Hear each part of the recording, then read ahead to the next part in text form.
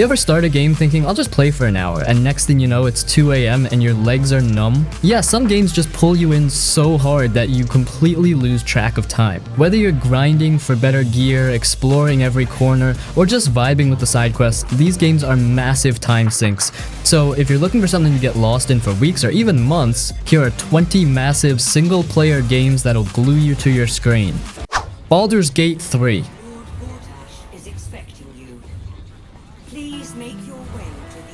Baldur's Gate 3 is everything you want in a classic Dungeons & Dragons style RPG, but with a modern twist. It's an absolute masterpiece that's been in the making for years, and trust me, the wait was totally worth it. Set in the iconic Baldur's Gate universe, it takes you on a journey through a world full of deep lore, magic, monsters, and complex characters. You start as a character who's been infected with a dangerous tadpole from a mind flayer, which grants you some powerful but potentially deadly abilities. From there, you're thrown into a world of chaos and intrigue, with your choices shaping everything around you. What's amazing about Baldur's Gate 3 is how much freedom it gives you. It's all about role-playing and making decisions that have real consequences. Want to play as a sneaky rogue who talks their way out of everything? You can do that. Want to charge in as a tanky barbarian and smash enemies into the ground? Yep, that works too. The character creation system is super deep, with tons of classes, races, and abilities to choose from. You can literally shape your character however you want, and it's crazy satisfying to experiment with different builds. Baldur's Gate 3 is all about building relationships. Your companions are more than just people you bring along to fight. They each have rich backstories, their own goals, and their own opinions on the things you do. You get into some deep conversations, have moments of personal growth, and yeah, you might even fall in love with some of them. Or hate them, depending on how you act. The characters feel like real people with their own desires, fears, and motivations, and that really elevates the story. Game's world is also massive and full of things to do, from creepy dungeons and forgotten temples to bustling towns and mysterious forests. There's always something new to discover. It's rich in lore, and you'll find yourself wanting to dig deeper into the history of the world and the characters who inhabit it. Ghost of Tsushima.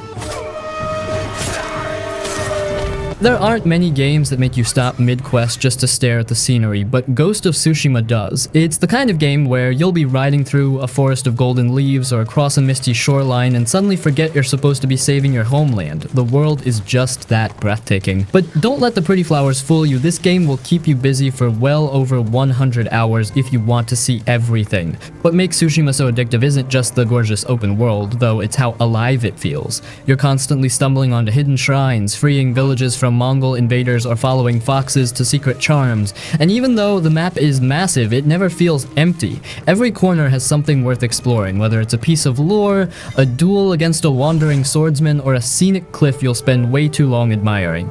And then there's the combat, which is where the game really gets its hooks into you. It's sharp, stylish, and incredibly satisfying. The duels feel like something straight out of a samurai film, with Jin and his enemies circling each other, waiting for the perfect moment to strike. When you time a perfect parry and cut your opponent down in one clean slash, you'll feel like a legend, and the stance system adds real depth, forcing you to switch fighting styles on the fly based on your enemy. It keeps the combat fresh and tactical, even 50 hours in.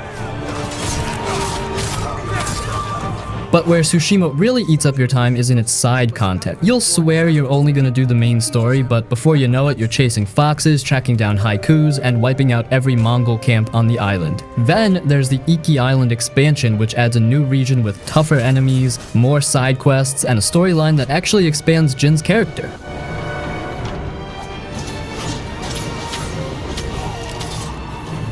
Fallout 4. We got a dog, baby. I love her so. You don't just play Fallout 4, you basically move into it. This game is so massive and packed with content that it'll swallow your free time whole without you even noticing. One minute you're following the main story, trying to find your kidnapped son, and the next thing you know, you've spent 3 hours building a settlement and still haven't made it past the second quest. What makes Fallout 4 so dangerously time-consuming is the sheer amount of freedom and distractions it throws at you. You'll start by simply wandering around the Wasteland, but then you'll spot a creepy abandoned building building and just have to see what's inside. Next thing you know, you're looting raider camps, hacking terminals, and unlocking secret vaults filled with crazy lore. And that's just you getting sidetracked. The actual main game is massive on its own, with a long branching story that changes based on your choices. The combat and progression are also ridiculously addicting. The VATC system, which lets you freeze time and target specific body parts, makes every fight feel cinematic and strategic, even when you're just gunning down random bandits. But the real fun comes from building your character. Whether you want to be a stealthy sniper, power armor tank, or a smooth-talking con artist, the perk system lets you create wildly different playstyles, making every run feel unique. Do I look like I can afford that? All right, $250. And then there's the settlement building, which is basically a whole game on its own. You can construct houses, defenses, and entire thriving communities out of the random junk you find. What starts as you placing a couple of turrets turns into you designing a fully functioning town with shops, farms, and defenses. And the best part, you'll spend hours doing it even though you were supposed to be saving the world. The DLCs make the game even bigger. Far Harbor adds a massive fog-covered island with its own creepy mystery, while Nuka World throws you into a lawless theme park run by raiders, which feels like a game within a game. Even the Workshop DLCs add new building mechanics and gadgets, giving settlement builders even more ways to lose track of time.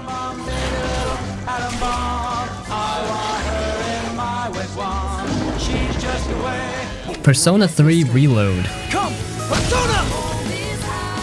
Persona 3 Reload isn't just a game, it's an entire second life. Once you dive into it, you'll lose track of time completely, spending dozens of hours balancing dungeon crawling, socializing, and just vibing in its moody, stylish world. Whether you're fighting shadows in the midnight hour, hanging out with your classmates, or just trying to get through midterms, the game constantly pulls you into its loop, and suddenly, you've sunk over 100 hours without even noticing. At its core, Persona 3 Reload is a JRPG mixed with a life simulator, and both parts are equally addicting. During the day, you'll be going to school, building friendships, and boosting your social stats. You'll spend time with different characters like your loyal dorm mates, eccentric classmates, and people you randomly meet around town. Each bond you build isn't just for fun, it unlocks new persona fusions and makes your character stronger in combat. But here's the thing, the characters are so well written that you'll actually get attached to them. You'll want to see every side story, not because you need the bonus stats, but because you genuinely care about their lives. And then, at night, everything takes a darker turn. You'll enter Tartarus, this massive, ever-changing tower filled with creepy monsters, haunting music, and a strange, dreamlike atmosphere. The combat is classic turn-based JRPG action,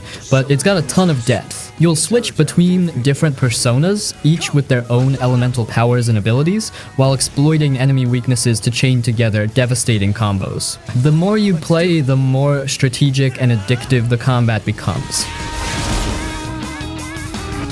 But what really makes Persona 3 Reload such a time sink is the constant sense of progression. You're always leveling up your personas, unlocking new abilities, and customizing your party. Even outside of combat, you'll be working on your social stats like charm, courage, and academics, so you can unlock even more dialogue options and relationship events. There's always something to improve, unlock, or experience, which makes it impossible to put down. And while the original Persona 3 was already a masterpiece, Reload takes everything to the next level. The visuals have been completely overhauled, making the world look far more vibrant and detailed, while the music has been re-recorded, giving the game a fresh yet familiar vibe. The expanded voice acting and extra story scenes also make the characters feel more fleshed out, pulling you even deeper into the story. But here's the kicker, if you're aiming for a completionist run, you're easily looking at 130, 150 plus hours. Between maxing out all social links, fully exploring Tartarus, completing side quests, and fusing every persona, the game constantly gives you reasons to keep playing. Even when you finish the main story, you'll probably start a new game plus just to experience the alternate social link outcomes and different choices. Only one left. You showed them Aragaki-senpai? Sure. That's 2 for 1! That's a win for the team! Let's get going. Good job, everyone! Metal Gear Solid V: The Phantom Pain.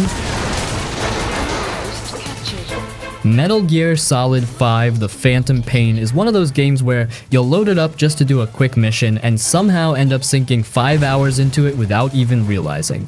It's not because of some crazy non-stop action, in fact most of the game is pretty slow and methodical, but it's the freedom and flexibility that keeps you hooked. Every mission is basically a massive playground, and there are so many ways to approach it that you'll keep coming back just to mess around. The core gameplay loop is what makes it so addictive. You'll be sneaking into enemy bases, knocking out guards, in extracting soldiers, vehicles, and even animals back to your base, and thanks to the open-ended level design, you can tackle objectives however you want. You can go in guns blazing, clear the place out with airstrikes and rocket launchers, or take the slow, stealthy route, marking every enemy with your binoculars and picking them off one by one.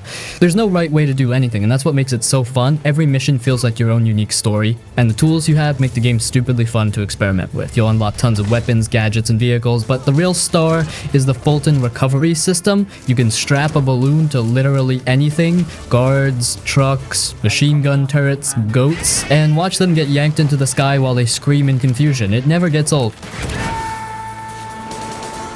But what really sucks you in is the base building and management. Every time you extract a soldier or vehicle, they get sent back to Mother Base, which you can expand and upgrade. You'll be recruiting specialists, improving your R&D department, and developing better weapons and gear. It gives the game a weirdly addictive strategy layer, where you'll keep doing side ops just to bring in more elite soldiers or rare resources. And while the story itself is a bit disjointed, it's still packed with classic Metal Gear moments. You've got over-the-top boss fights, dramatic cutscenes, and weird, creepy, supernatural elements mixed with gritty military realism. Even if you don't fully understand the lore, because let's be real, who does, you'll still get swept up in the emotional moments and Kojima's signature brand of bizarre storytelling. Pull the trigger.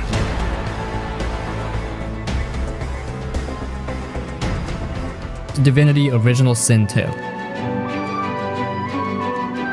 Sin 2 is a massive creative RPG where you can do pretty much whatever you want, and the freedom is kinda ridiculous. You can fight your way through problems, talk your way out of them, or just murder everyone, including people who are actually important to the story, and somehow the game keeps going like it's totally fine with your chaos. The first thing that'll pull you in is the combat. It's turn-based, but doesn't feel slow or boring at all. Instead, it's like a puzzle where you have to think ahead and use your surroundings smartly. You can set oil on fire to block enemies, freeze water to make them slip, or zap a poison cloud with lightning to create a huge explosion. The game rewards creativity, so you'll spend way too much time testing out weird combos just for fun. And honestly, some of the best moments are when your dumb idea actually works, like teleporting an enemy into a lava pit or charming a chicken to peck a boss to death. But the real hook is the freedom in how you play. You're not stuck on one path. You can side with whoever you want, or just betray everyone and become a total menace. You can sneak into castles by turning into a barrel, or convince NPCs to fight each other just to save yourself the trouble. The game lets you be clever, and it makes you feel smart when your crazy plans work. And the world itself is packed with stuff to do. You'll stumble into hidden caves, secret treasure, and entire side quests just by wandering off the main path. You might run into a talking squirrel, on a skeleton cat, a man who thinks he's already dead, or even possessed chickens plotting revenge. The game is full of weird, funny moments, and it never takes itself too seriously. But it's not just goofy, the characters and story are genuinely emotional too. You'll meet complicated companions like Lozy, who's possessed by a demon and slowly losing herself. Or Sibyl, a former slave seeking revenge on her master. You'll care about their stories and actually feel bad when you mess up their quests. And the choices you make actually matter. You can be kind, cruel, or somewhere in between, and the game remembers everything you do. And if you're into role-playing, this game will eat your life. You can create your own character with a custom backstory, or play as one of the origin characters, each with their own personal quests and unique dialogue. And the best part, you can play it all in co-op with a friend. The game doesn't hold back. If you and your buddy disagree, you can literally backstab each other mid-quest and ruin the entire plan, which somehow makes the game even more fun.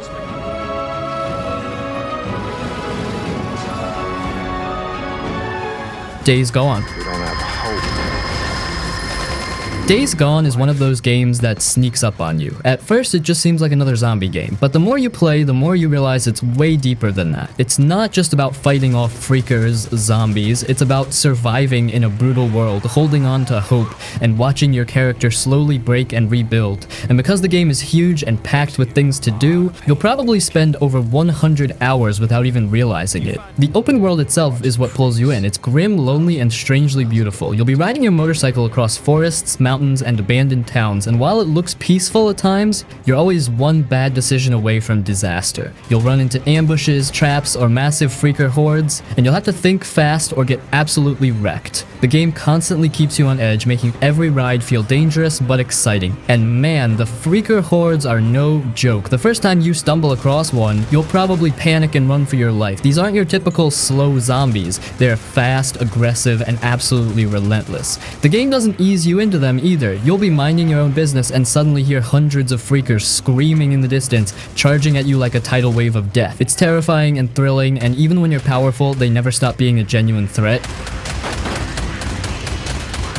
But it's not just about the action. The story and characters actually hit surprisingly hard. You play as Deacon St. John, a drifter and biker who's haunted by the loss of his wife. At first, he comes off as cold and reckless, but as the game goes on, you see his layers. He's loyal, vulnerable, and genuinely broken, which makes his journey really personal. The relationship between Deacon and his best friend Boozer is easily one of the highlights. Their brotherly bond feels real, and watching them struggle with loss, hope, and survival makes the story surprisingly emotional. And let's talk about the crafting and survival mechanics, because that's where the game really shines. You'll scavenge for parts, craft molotovs, traps, and ammo, and constantly repair your bike.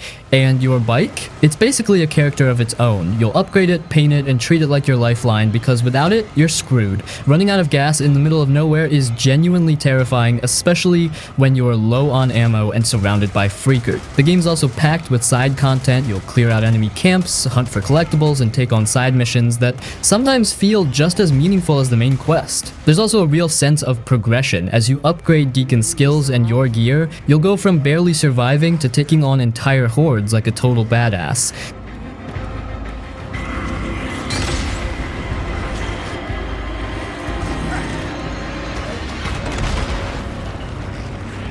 Yakuza 5. Yakuza 5 is the kind of game where you'll sit down for a quick session and suddenly it's been 6 hours and you're running a taxi service, managing a ramen shop, and somehow also fighting a bear. It's massive, unpredictable, and filled with so much content, you'll constantly find yourself sidetracked by random activities and you'll love every second of it. The story is wild and ambitious. This time you're not just playing as Kazuma Kiryu, you'll also step into the shoes of 4 other characters, each with their own unique fighting styles and personal stories. Kiryu, who's trying to live a quiet life as a taxi driver, gets dragged back into the crime world when the Tojo clan's troubles resurface. And then there's Taiga Saejima, the hulking beast of a man who fights his way through the snowy mountains, literally brawling with a frickin' bear at one point. You also play as Shun Akiyama, the smooth-talking loan shark with fast, flashy combat moves. And finally, Tatsuo Shinada, a washed-up former baseball player who gets tangled up in a conspiracy as he tries to clear his name. But the most surprising twist? You also play as Haruka, Kiryu's adoptive daughter. Instead of punching thugs, she's chasing her dream of becoming a pop idol, which means her entire section is a rhythm-based dance showdown. It's a huge departure from the usual Yakuza action, but somehow it's still ridiculously fun. You'll be competing in dance battles, winning over fans, and training for the big stage, all while getting caught up in shady industry drama.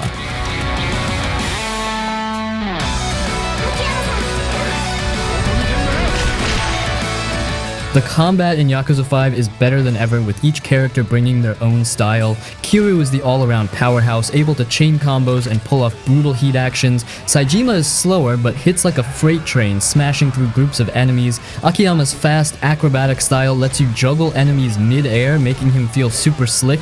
And Shinada, his wild, scrappy fighting is surprisingly fun, with grappling moves and baseball bat skills that make him stand out. But what really makes Yakuza 5 special is the insane amount of side content. You'll easily spend dozens of hours just goofing off and having a blast. You can race taxis with Kiryu in full-on street racing showdowns, go hunting in the snowy wilderness with Saejima, tracking and taking down wild animals, enter dance battles as Haruka, where you'll face off against rival idols in rhythm game-style duels. And also you'll explore 5 massive locations, each with its own vibe and activities. You've got Kamurocho's neon-lit streets, Nagoya's rougher edges, and the snowy, quiet town of Tsukimino, which gives off some serious Yakuza meets Silent Hill vibes.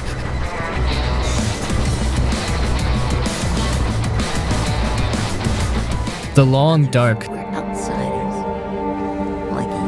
The Long Dark is one of those games that quietly sneaks up on you, and before you know it, you're completely obsessed. You'll start off just trying to survive for a day or two, and suddenly it's been 15 hours and you're carefully rationing your last can of beans while hiding from a pack of wolves. It's slow, methodical, and brutally realistic, but somehow impossible to put down. The game drops you into the frozen wilderness of Canada after a mysterious geomagnetic event shuts down all technology. No cars, no phones, no help, just you, the freezing cold, and nature trying to kill you. You're not some super soldier or action hero, you're just an ordinary person, which makes every small victory feel massive. Finding a single can of soup or a worn out pair of gloves feels like winning the lottery because everything in this game is out to get you, the weather, the wildlife, and even your own poor planning. The atmosphere is absolutely haunting, the world is quiet, eerie, and lonely, no music, just the howling wind, the crunch of snow under your boots, and the distant howl of wolves that immediately makes you clutch your rifle a little tighter. The visuals are simple but beautiful.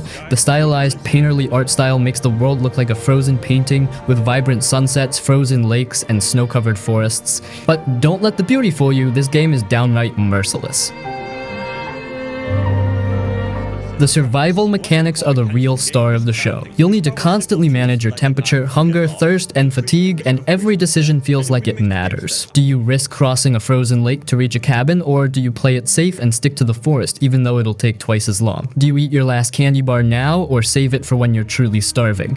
The game never holds your hand, it just throws you into the wilderness and watches you struggle. And the wildlife? Oh man, it's not here for decoration, it's here to end you. Wolves will stalk you relentlessly, and if you get too close, they'll rush you without hesitation. If you survive the fight, you'll probably still bleed out unless you patch yourself up fast. And then there are the bears, which are just terrifying. The moment you spot one in the distance, you'll start planning your escape route, because you definitely don't want to run into one without a rifle. But it's not just about fighting to survive, it's about adapting and thriving. You'll learn to hunt deer, set traps for rabbits, and carefully craft clothing from animal pelts to stay warm. You'll scavenge abandoned cabins, carefully search cars, and loot whatever supplies you can find.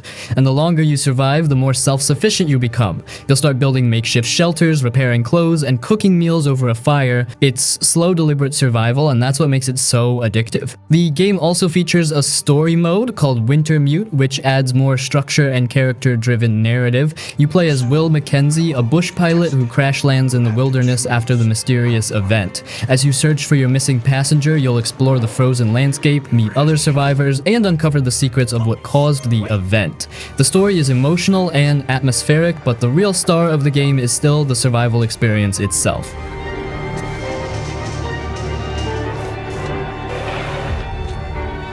Red Dead Redemption 2. Red Dead Redemption 2 is one of those games that sets the bar so high it's hard to even see the top of the mountain from where other games stand. It's an absolute beast of a game, and every time you think you've seen it all, it pulls you deeper into its world, making you realize that it's not just a game, it's a living, breathing universe. First off, the story. Holy hell, the story. You're Arthur Morgan, a member of the Vanderlyn gang, and right from the start, you're sucked into this gritty, emotional journey that doesn't just tell you a story, it makes you feel it. Arthur's struggle between loyalty to his gang and realizing they're heading down a dangerous road is something you'll feel in your gut. It's one of those stories that sticks with you long after you finish the game. The characters, they're all memorable, each one with their own unique personalities and struggles. You'll love some, hate others, but all of them leave an impression. By some hill country sheriff stealing a chicken, I think it was. The world of Red Dead Redemption 2 is just insane. You're not just playing through a bunch of missions, you're living in this massive open world environment that feels real. Like if you stop and look around, you'll see everything from wildlife to weather changes to NPCs going about their daily lives. You can hunt, fish, rob trains, or just get lost in the beauty of the game's wilderness. The attention to detail is next level. You can literally feel the cold when you're out in the snow, or sweat as you ride through the heat of the desert. It's like Rockstar took everything they learned from Grand Theft Auto and turned it up to 11, with the added depth of the Old West. And the gameplay, it's all about the immersion. The shooting feels solid, the horseback riding is smooth, and the way you interact with the world is intuitive but not oversimplified. Every interaction feels weighty, like there are consequences to what you do. You want to play the hero? Go ahead, help out strangers, but be ready to carry the weight of your choices. You want to be a ruthless outlaw? You can go down that path too, but don't be surprised when it all starts catching up to you. Every action, every decision matters, and that's a rare thing in games today. Now you keep your mouth shut. Let's not forget about the side activities. Sure, you could stick to the main story, but you'll be doing yourself a huge disservice. There are so many things to do in the game, like hunting legendary animals, playing poker, treasure hunting, or even just sitting around the campfire and listening to stories. It's all part of the experience, and it gives the game an incredible sense of depth. And if the story and world weren't enough, the visuals? damn, it's one of the best looking games ever made. Whether it's the sun setting over the mountains or the snow drifting over a quiet town, every scene feels like it could be a postcard. The sound design is just as impressive, the soundtrack is subtle but perfect, and the way the world sounds, animals, gunshots, footsteps in the mud, everything is so rich and real. Going to what matters. Do as you're goddamn told. It is us or him. Dying Light. It's like if you took parkour, zombies, and a whole lot of adrenaline, threw them into a blender, and turned it up to max. It's an open world zombie apocalypse game, but with a twist. You're not just creeping around looking for supplies. Nah, you're running, jumping, and climbing all over the place like some kind of zombie fighting ninja. First off, the parkour is smooth as butter. You'll be running through the streets, vaulting over fences, sliding under trucks, and just straight up leaping off buildings like you got superpowers. Seriously, it feels so good to parkour in this game. It's not just about surviving the apocalypse. It's about looking freaking awesome while doing it. You'll find yourself climbing up skyscrapers, doing flips off the side, and then boom, down into a zombie-filled street with a sick weapon in hand, ready to take on the horde. The zombies? Well, they're scary as heck. During the day, they're pretty slow and easy to handle. You can sneak around, do your thing, scavenge, and get stuff done. But once the sun sets, oh boy, it's a different story. Nighttime in Dying Light is when the game really kicks it into high gear. The infected become faster, more aggressive, and there are some real freaky ones out there that'll make you wish you had a better flashlight. You can't just casually stroll around at night. You gotta hustle, find safe zones, and pray you make it through the night alive. It's intense, and it adds this real sense of danger and excitement that a lot of other zombie games don't have.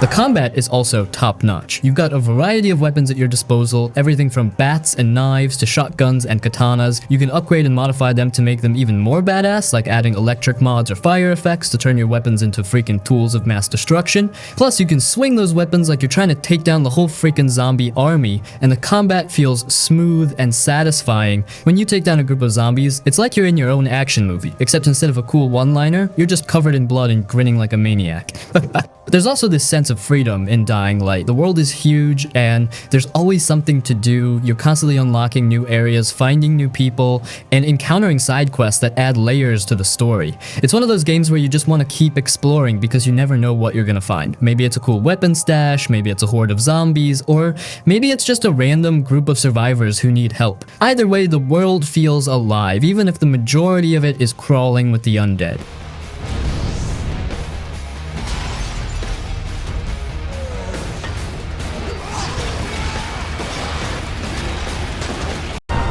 Hitman Trilogy. Man, if you're into stealth, creativity, and making the perfect plan only to see it all go to hell in the best possible way, this is the series for you. This isn't just about sneaking around and taking people out, it's about being a total pro at it. The main guy, Agent 47.A, bald, barcode-headed assassin with a suit, a briefcase, and all the cool gadgets and disguises you could dream of. So in these games, you're basically given a mission to eliminate someone, and the world is your playground. You're not just going in with guns blazing like a maniac, though hey, you can totally do that if you want to. No, the fun is in being creative. You can plan your approach however you want. Maybe you poison someone's drink, set up a crazy accident, or just straight up disguise yourself as a bodyguard and walk right up to your target. It's all about thinking through how you're gonna make that perfect kill. The levels are huge and every mission is packed with NPCs who have their own routines. The world feels alive, which is awesome because you get to sneak around and watch people learn their patterns and figure out the best way to move. Some of the locations are insane too, like a mansion, a luxury resort, or even a fashion show. You get to take out your target in style.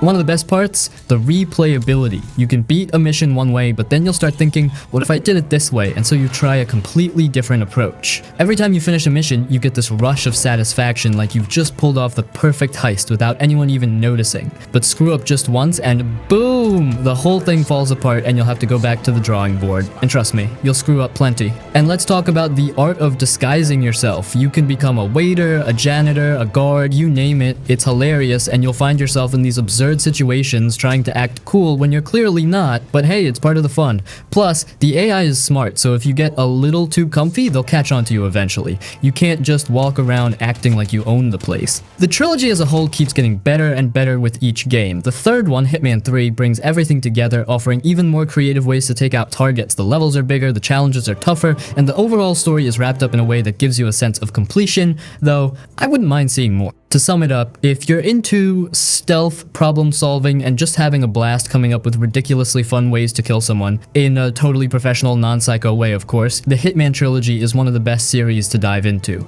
You're not just playing to finish missions, you're playing to see just how crazy and creative you can get while pulling off the perfect hit.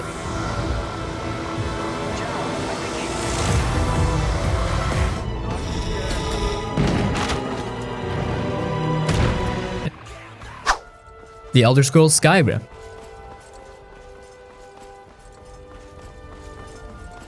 Alright, look, Skyrim is that one RPG almost everyone's heard of, even if they've never played it. And honestly, there's a reason people are still talking about it over a decade later, and yeah, buying it again for the 14th time. You start the game as a prisoner, classic Elder Scrolls move, seconds away from getting your head chopped off. Then, boom, dragon attack. Chaos breaks out, you escape, and pretty soon, you find out you're the Dragonborn, someone who can absorb dragon souls and yell magical words so hard it sends people flying. No big deal. From there, you're pretty much free to do whatever the hell you want. Want to follow the main story and fight ancient dragons? Cool!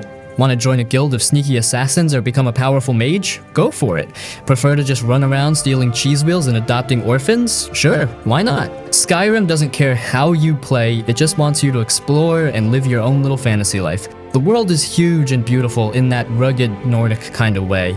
Snowy mountains, haunted ruins, cozy little villages. It's got that I'll just explore for 10 more minutes vibe, and then suddenly it's 3 AM. There are quests everywhere, and even the small ones can lead to cool stories or weird moments, like getting drunk with a stranger and waking up in a temple with a goat you borrowed. And we gotta talk about mods. The modding community for Skyrim is insane. People have added new quests, better graphics, whole new regions, even turned the game into freaking Star Wars. On PC, it's basically a never-ending game. Final Fantasy VII Rebirth. If you're looking for a game that will easily keep you hooked for over 100 hours, Final Fantasy VII Rebirth is a no-brainer. This sequel doesn't just build on the foundation of Remake, it massively expands it in almost every way. The world is larger, the combat is deeper, and the amount of content packed into the game is absolutely staggering. Right from the start, Rebirth makes it clear that it's aiming for epic scale. The game's semi-open world design lets you freely explore large, detailed regions filled with side quests, hidden bosses, and lore-rich discoveries. Whether you're tracking down rare materia, hunting challenging monsters, or simply wandering off the beaten path, you'll constantly find yourself distracted by new activities. Even simple detours like chocobo racing or minigames will have you burning through hours without realizing it. The combat system is another area where Rebirth shines. It blends real-time action with tactical strategy, creating battles that feel cinematic but still require careful planning. The addition of tag team synergy abilities gives combat even more depth, making it feel dynamic and rewarding. Each character has their own playstyle, and learning to perfectly time team-up attacks becomes incredibly satisfying, especially in the late-game encounter. But what really makes Final Fantasy VII Rebirth such a massive time sink is the sheer amount of side content. The game is packed with optional bosses, weapon upgrades, and hidden materia that will have you constantly backtracking and experimenting with new builds. And if you're the kind of player who likes to fully immerse yourself in the world, you'll spend countless hours completing side missions, participating in mini-games, and exploring every corner of the map. The story itself is also much larger and more ambitious than Remake. It takes deeper narrative detours, fleshing out characters, and adding entirely new arcs. The emotional moments hit harder, and the expanded character development makes you genuinely care about the cast, whether it's Cloud, Tifa, Aerith, or even the more minor characters. For players who want to experience everything Rebirth has to offer, including all the side content, secret bosses, and post-game challenges, you're easily looking at 100 and 150 plus hours of gameplay. And the best part, the game stays consistently engaging throughout. The mix of exploration, combat, and character moments makes it incredibly easy to lose track of time. If you're after a massive single-player experience with a ton of depth, Final Fantasy VII Rebirth will completely consume your free time, and you'll be glad it did.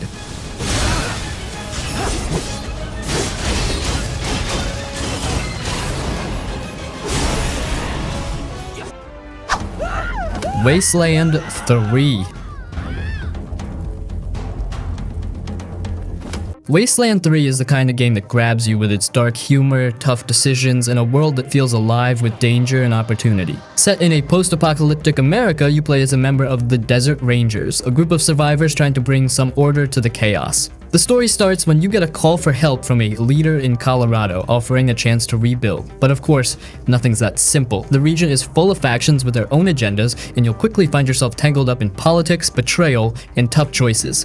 One of the coolest things about Wasteland 3 is how it lets you decide what kind of person your character is. You can be a smooth talker who solves problems with words, or you can go in guns blazing, ready to take on anyone who gets in your way. And it's not just about how you fight, it's about the choices you make, the people you trust, and the way you navigate the moral gray areas of this broken world. Every decision has an impact, and you'll see the consequences of your actions play out throughout the game. Combat in Wasteland 3 is turn-based and all about strategy. You'll need to think ahead, use cover, and make the most of your team's abilities. The battles are tough, and you won't always win by just running in and shooting everything in sight. You'll need to plan your moves carefully, especially if you want to come out on top. Plus, the game gives you a lot of freedom to customize your characters with different skills and perks, so you can create the perfect team for your play style. The Kenshi.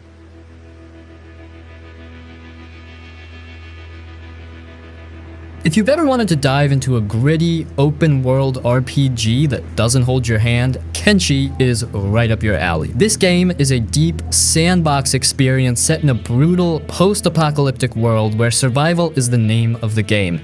There's no clear hero's journey here. Kenshi lets you make your own story, and it can be as chaotic, challenging, or rewarding as you make it. You start as a nobody. Literally anyone. You can pick from a handful of preset characters or just create your own with no special background or significant powers. You're not the chosen one here.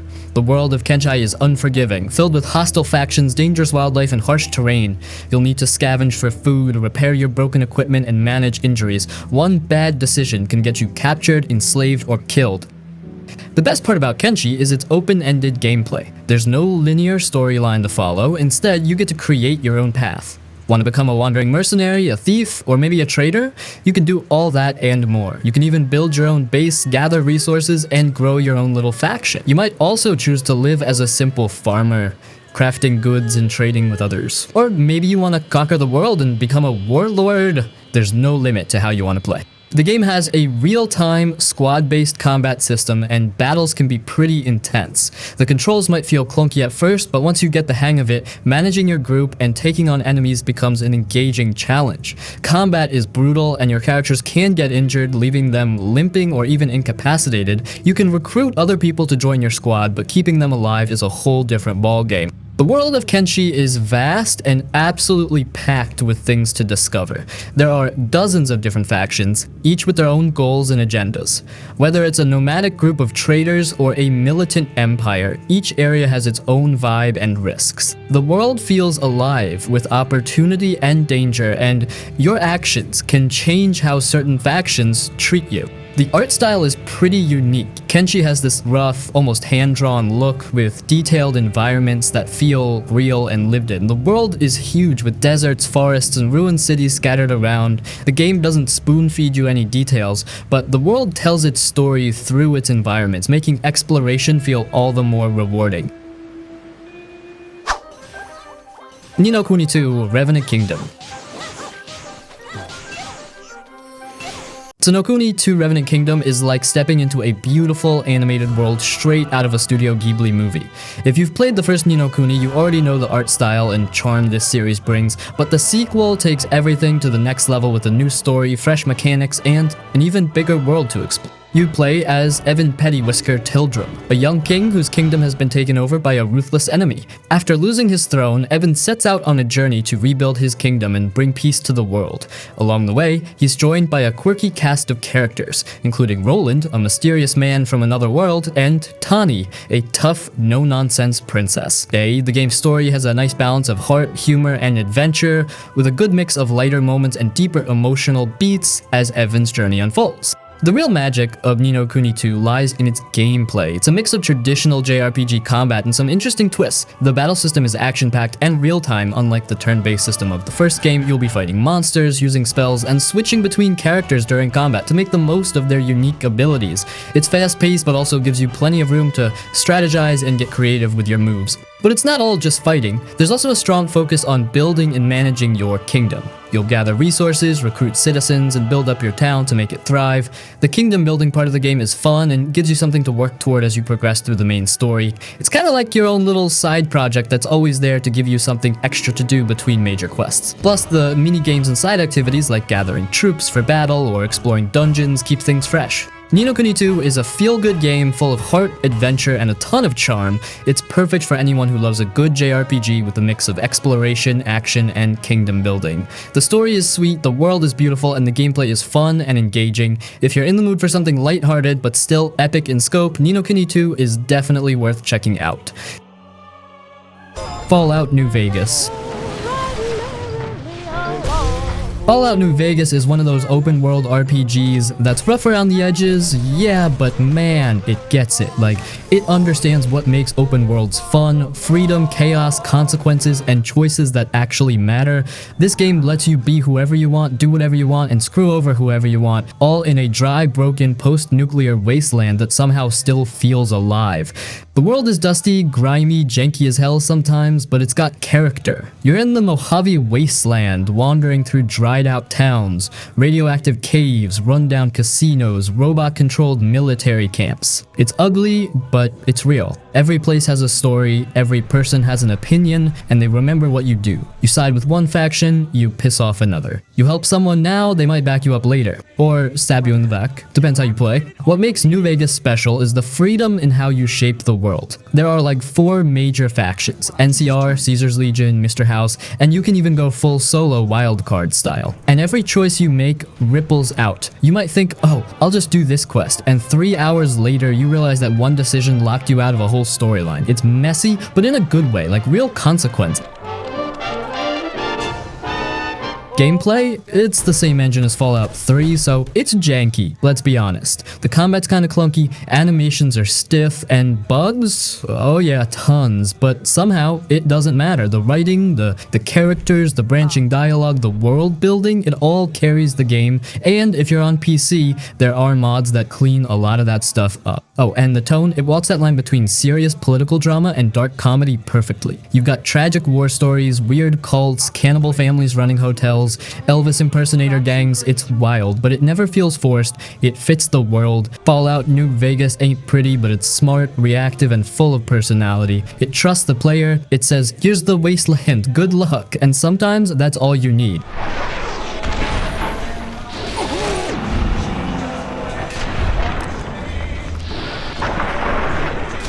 Cyberpunk 2077.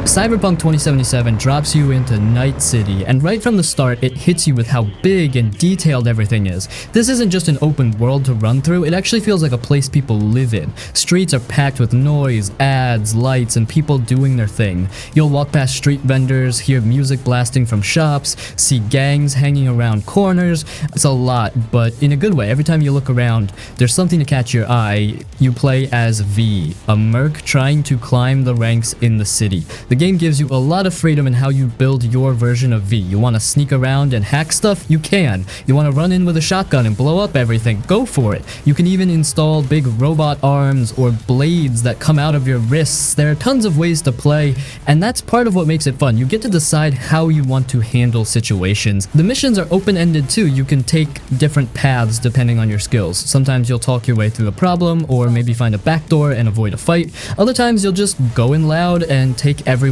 down. It never feels like the game is forcing you to play a certain way. It lets you experiment and try stuff out. The city itself is packed with side quests, jobs, and cool little moments. You've got main story missions that go deep into characters and choices, and then you've got all these gigs on the side, like helping a cop, stealing a car, hunting down dangerous people, or doing weird jobs for strangers. A lot of those side stories are actually really well written and interesting, sometimes even more than the main quest. Just driving around feels good too, especially on a motorcycle. Just riding through the city at night with the lights flashing past you feels awesome. There's also a fast travel system, but honestly, half the time you'll want to just drive and enjoy the view.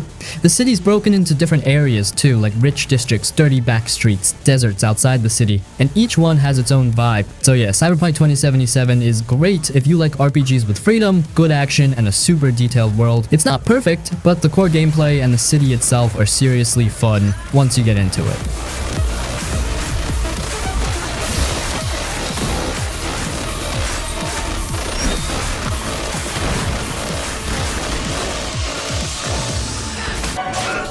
Witcher 3. The land of love and wine. This is the open world RPG that changed the game for a lot of people. It's huge, yeah, but it's not just big for the sake of it. Every area feels like it matters. Every quest feels like it was written by an actual human, not just thrown in. And the world? It's dark, detailed, and full of life, even if a lot of that life wants to kill you. But you play as Geralt of Rivia, a monster hunter for hire, kinda like a medieval bounty hunter with magic. He's not a chosen one or some fresh-faced hero. He's grumpy, experienced, and honestly just trying to get paid and find the girl he sees as his daughter. What makes Geralt cool is that he already knows the world. You're not building a character from scratch, you're stepping into the boots of someone who's been around, and that makes the writing feel way more natural. The world is split into a few giant areas: Velen, Novigrad, Skellige, and more, and they're packed. Forests, cities, villages, swamps, mountains, islands, you name it. You're constantly running into weird stuff off the path. One minute you're hunting a werewolf, the next you're helping a ghost get closure or dealing with some dude who made a deal with a demon and now regrets it. And the crazy part, even the smallest side quests are well written. They're not just fetch quests. Most of them have twists or emotional beats that hit harder than you'd expect. Combat's solid, not perfect. You've got swords, signs, which are like little spells, bombs, oils, potions, and you'll need to prep before fights. Like, if you're going after a vampire, you better read about it and bring the right tools. It's not just hack and slash. It rewards planning. And the choices? Yeah, they matter, not in a flashy good versus evil kind of way, but in a more realistic sense. You might make a decision thinking it's the right one and later find out you screwed someone over without meaning to. The game doesn't hold your hand, it trusts you to deal with the mess. That's what makes the world feel real. So yeah, The Witcher 3 is that rare game where everything just clicks. Story, world, characters, quests, it all works together. It's the kind of game you think about even after you finish it, not just because of what happened, but because of how you played it. And for open world RPGs, that's the gold standard.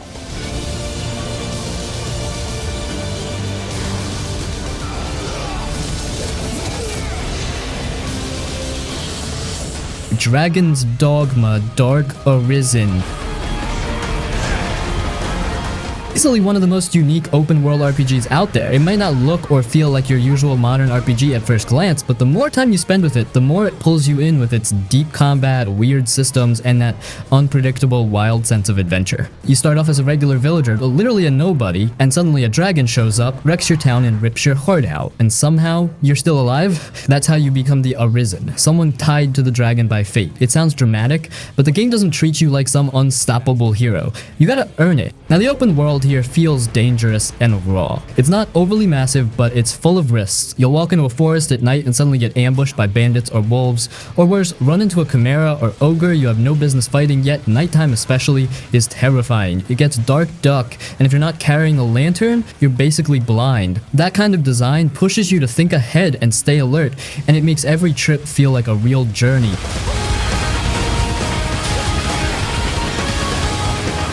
Where Dragon's Dogma really stands out is the combat. It's fast, responsive, and surprisingly deep. You've got climbing mechanics that let you grab onto huge enemies like ogres or griffins and stab them in weak spots while they're flying or thrashing around. Different classes like fighter, strider, mage, etc. play completely differently, and you can switch between them as you level up. Whether you're using swords, bows, or magic, it all feels satisfying, kind of like a mix between Dark Souls and Monster Hunter, with a bit of Devil May Cry energy in how flashy some moves are. are. Then there's the pawn system, which is honestly kind of wild. You create a companion, your main pawn, who levels up with you and learns from your behavior. You also hire 2 other pawns made by real players, and they bring with them knowledge from quests and enemies they've seen in their game. So even when you're playing offline, it feels connected. It adds a strange but cool dynamic, especially when your pawn gives useful advice or gets picked by other players and comes back with gifts or gold.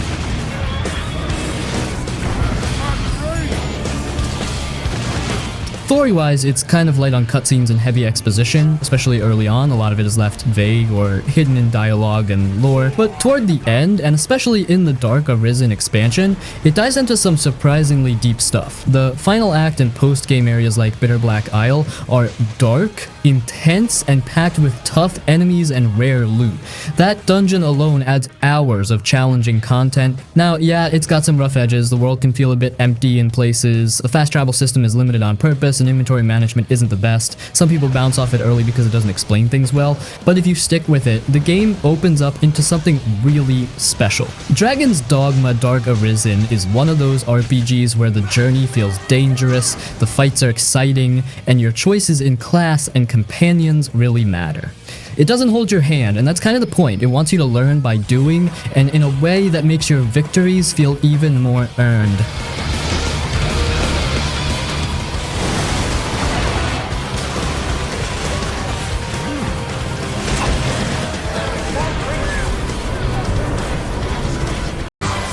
Outward.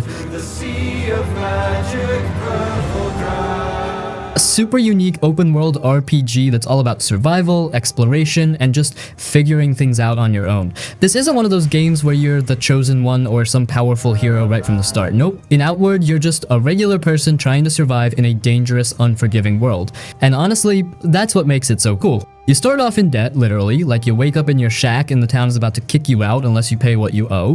There's no epic intro cutscene, no tutorial holding your hand, you just kinda go, alright, guess I better get some gear and start grinding. From there you head out into the world, and it's brutal in the best way. This game throws stuff at you that most RPGs don't even bother with. You have to eat, drink, sleep, stay warm or cool depending on the weather, avoid disease, patch up wounds, and deal with all kinds of status effects. If you're out in the wild and get wet, you might freeze. If you eat raw meat, you could get sick. It turns even basic travel into a real journey, and that gives everything weight. Just walking to a new town can take planning. What gear you bring, what food you pack, if you've got a tent or not.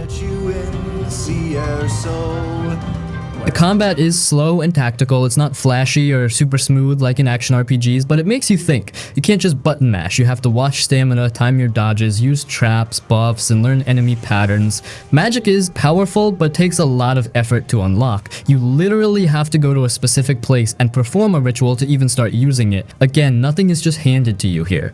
Now, the open world is big and beautiful, but it's also dangerous. The world's split into several large regions, each with its own environments, dungeons, and threats. No level scaling, no easy fast travel. If you go somewhere too early, you'll get destroyed, but that makes exploring feel real. You're not just going place to place checking boxes, you're surviving, planning, and discovering things at your own pace. What's really wild about Outward is how it handles failure. You can't just reload a save after dying. Instead, the game throws you into a defeat scenario. You might get captured by bandits and have to escape their camp, or someone might rescue you and drop you off far away. It makes every fight, every choice feel important, because there are real consequences. Outward is for players who like the struggle. It doesn't try to make things easy, but when you survive a hard journey, beat a tough dungeon, or finally get your hands on good gear, it feels earned. It's one of the most unique RPGs out there, and if you're down for something slower, tougher, and super rewarding, this one's worth digging into.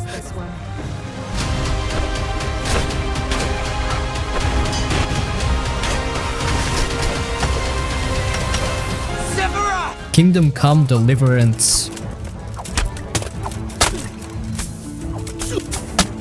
One of the most grounded and realistic open world RPGs out there. No dragons, no magic, no ancient prophecies, just a brutal, dirty, medieval world that actually feels real. You're not a chosen one, you're not some legendary warrior, you're just Henry, the son of a blacksmith. And when the game starts, you're basically nobody. Can't fight, can't read, can't even shoot a bow straight. And that's kind of the whole point. Now, the open world in this game is stunning. It's based on real 15th century Bohemia, modern day Czech Republic, and it looks and feels like like an actual historical place.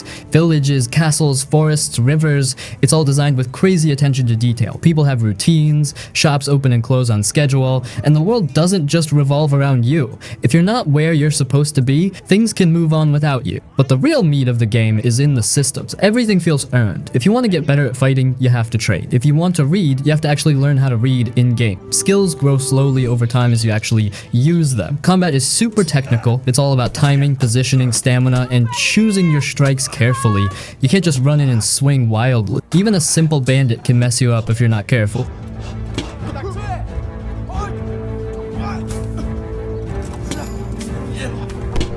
And yeah, this game is hard at first. It doesn't hold your hand, there's no magic fast travel unless you unlock it later, no big glowing markers telling you where to go. You need to eat, sleep, clean your clothes, take care of your wounds, and pay attention to how people see you. Walk into a noble's hall covered in blood and dirt and they're not going to treat you like a hero. But that's what makes it so immersive. Quests are deep and a lot of them have multiple ways to solve them. You can sneak, bribe, talk your way through, or go in with your sword drawn. But everything has consequences. You might fail a quest just because you weren't fast enough, or because someone didn't like how you handled it. The game isn't afraid to let you mess up, and it trusts you to live with it.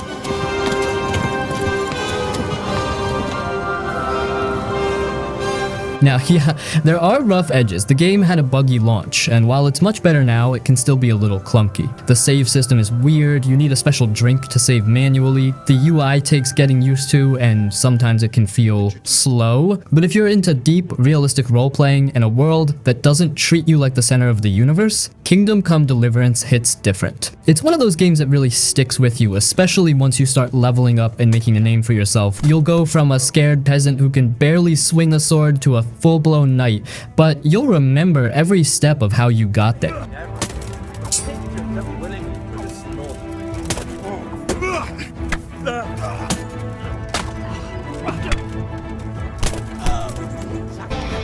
Yakuza Like a Dragon.